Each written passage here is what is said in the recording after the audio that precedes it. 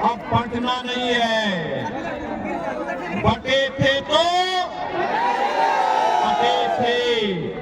बटे थे तो अब पटना नहीं है। एक रहेंगे, एक रहेंगे, सेफ रहेंगे, एक रहेंगे, सेफ रहेंगे।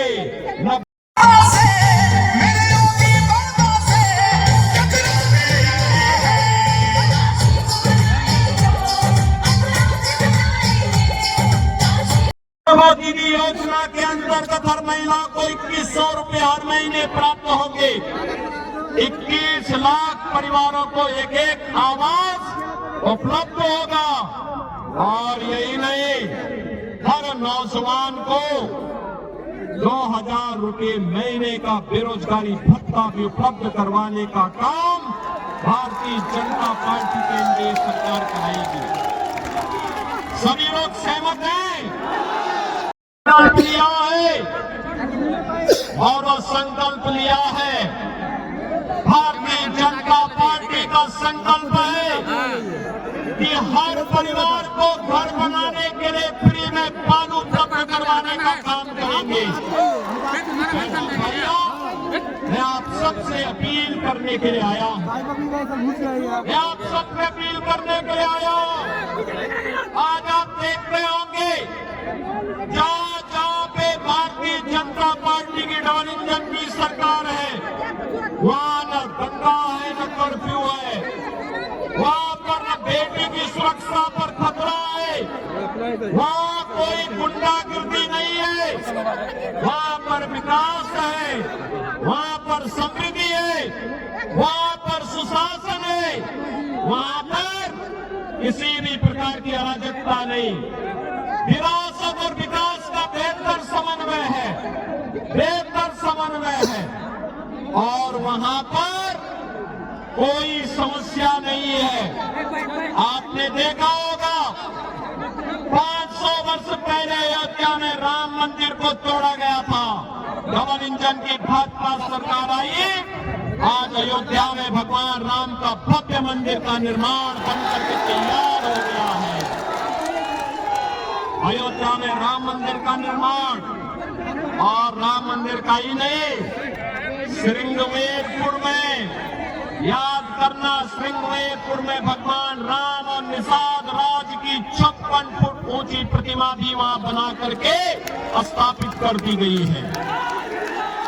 बहनों और भाइयों, अयोध्या के जितने भी यात्री विश्रामालय हैं, उनका नामकरण भगवान राम के वनवास के कालखंड के दौरान सबसे पहले मित्रता का हाथ निषाद राज ने बढ़ाया था।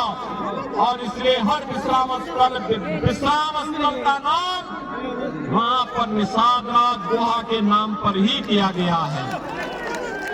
अयोध्या का इंटरनेशनल एयरपोर्ट का नामकरण महर्षि वाल्मीकि के नाम पर किया गया है। अयोध्या के भोजनालय का नामकरण, जहाँ पर श्रद्धालुजनों को शुद्ध भोजन उपलब्ध होता है, माता सबरी के नाम पर किया गया है।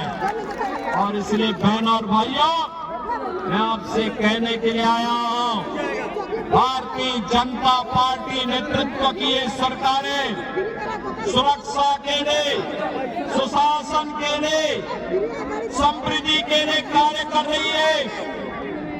देश तब गुलाम हुआ था जब हिंदू बटा था। बहनों और भाइयों, अब पटना नहीं है। बटे थे तो बटे थे तो अब पटना नहीं है। एक रहेंगे, एक रहेंगे, सेफ रहेंगे, एक रहेंगे, सेफ रहेंगे, न बटेंगे न कटेंगे, एक रहेंगे, सेफ रहेंगे। इस संकल्प के साथ हमें कार्य करना है और यही आह्वान करने के लिए आज मैं आपके पास आया हूं। बहनों और भाइयों, मैं आपसे कहना चाहता हूं, अयोध्या में अगर हिंदू बटा नहीं होता, 500 वर्ष पहले जाति के नाम पर बटा नहीं होता, तो अयोध्या में पान नहीं झेलना होता। अगर हिंदू बटा नहीं होता तो काशी में पान नहीं झेलना होता। हिंदू बटा नहीं होता तो मथुरा में पान झेलना नहीं होता। हम इस जब बटे थे तो पान झेलना पड़ा था।